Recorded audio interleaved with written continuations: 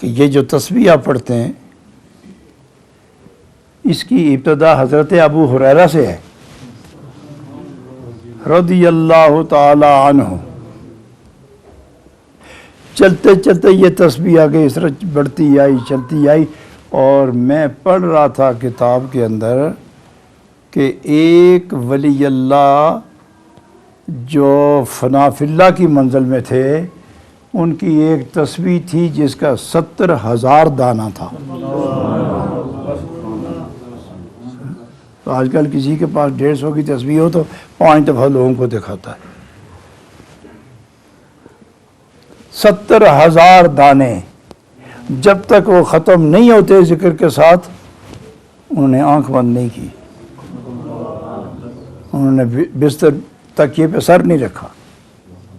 یہ جو تسبیح ہے اس کو فقہا نے